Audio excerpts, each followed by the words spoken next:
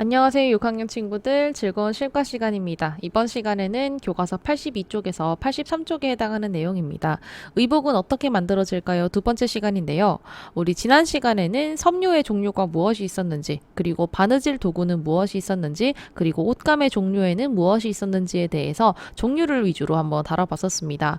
정리를 한번 해보자면요. 섬유에는 천연 섬유, 인조 섬유가 있고, 천연 섬유에는 식물 섬유와 동물 섬유, 인조 섬유에는 재생 섬유와 합성 섬유가 있다고 했었습니다. 그 다음 바느질 도구 같은 경우에는 바늘, 대바늘, 코바늘, 재봉틀 이런 식으로 이루어져 있다고 했었고, 그 다음에 옷감의 종류에는 직물, 편물, 그리고 부직포와 펠트가 있다고 했었는데요. 직물과 편물만 중점적으로 보자면은 직물 같은 경우에는 실을 가로와 세로로 엇갈려서 만든 것이고, 편물 같은 경우에는 대바늘이나 코바늘을 이용해서 실을 고리 모양으로 엮어서 만든 것이 바로 편물이라고 했었습니다.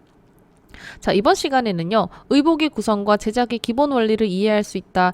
지난 시간과 똑같은 학습 목표를 가지고 있는데요. 의복을 만드는 과정이 어떻게 되는지 한번 보겠습니다. 의복을 만드는 과정 같은 경우에는요, 첫 번째로 계획하기, 두 번째로는 디자인하기, 세 번째로는 치수재기와 마름질하기, 네 번째로는 시침 바느질하기, 다섯 번째로는 보정하기, 여섯 번째로는 봉제하기가 있습니다. 여기서 여러분들이 처음 듣는 단어들이 많을 텐데 선생님이랑 한 단계 한 단계씩 보면서 어떤 식으로 의복이 만들어지는지 과정을 중점적으로 살펴보도록 하겠습니다.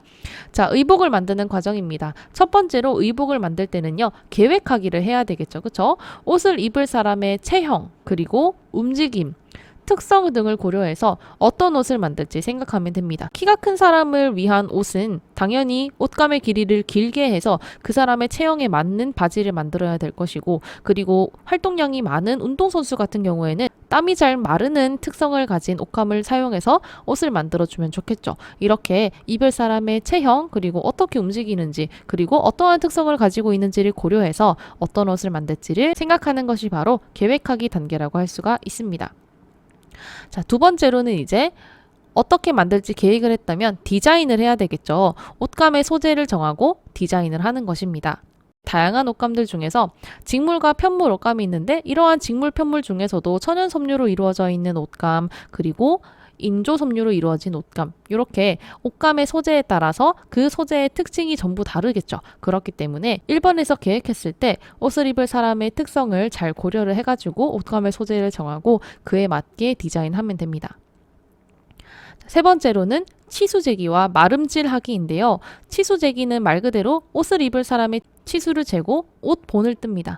그리고 이 옷 본을 떠가지고 옷감을 자르는 것이 바로 마름질하기입니다. 마름질하기. 이게 말이 좀 생소하긴 한데, 마름질한다는 것은 옷 본을 떠가지고 그에 맞게 옷감을 자르는 것을 마름질한다라고 생각하시면 됩니다. 자, 그 다음 이제 시침 바느질하기인데요. 시침 바느질이라는 것은 바느질을 처음부터 꼼꼼하게 하는 것이 아니라 임시로 듬성듬성 바느질 해가지고 대략적인 옷 모양을 맞추는 것이 바로 시침 바느질하기 단계입니다.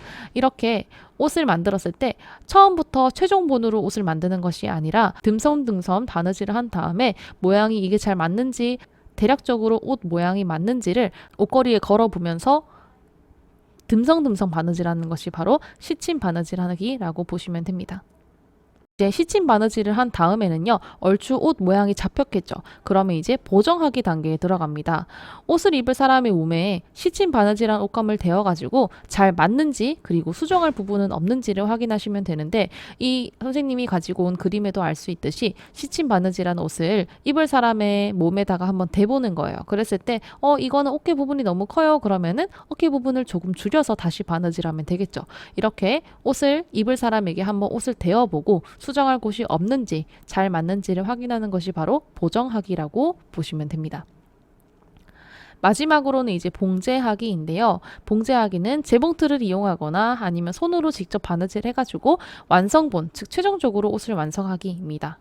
그러면 의복을 만드는 과정 한번 정리해 볼게요. 첫 번째로 계획합니다. 그리고 나서 디자인을 하고요. 세 번째로는 그 입을 사람의 치수를 재고 마름질, 즉 옷본을 떠서 옷감을 자르는 것이 마름질이라고 했습니다. 그 다음 시침 바느질하기. 처음부터 최종본으로 완성하는 것이 아니라 바느질을 듬성듬성 해가지고 수정하기 쉽게끔 바느질하는 것이 시침 바느질이고요. 다섯 번째로는 보정하기. 여섯 번째로는 이제 최종 완성본을 봉제하기입니다. 이렇게 6단계를 가지고 의복을 만든다고 할 수가 있겠습니다. 자, 그러면 이번 시간에는 이렇게 의복이 어떤 과정을 통해서 만들어지는지를 알아봤고요. 다음 시간에는 바느질의 기초를 알고 간단한 수선하기에 대해서 배워보도록 하겠습니다. 그럼 이번 시간은 이렇게 마무리하도록 하겠습니다. 고생 많았습니다.